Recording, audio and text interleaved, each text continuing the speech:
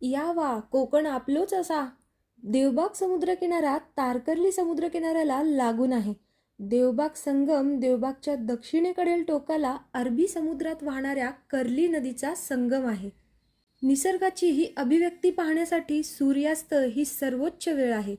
देवबागच्या प्रसिद्ध संगमाच्या मागून समुद्राच्या पाण्यात गुपचूप मिसळतो.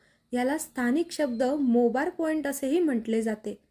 त्सुनामी बेटावर संगमाजवळ स्थानिक मच्छीमारांनी अलीकडेच जलक्रीडा सुरू केलेल्या आहे.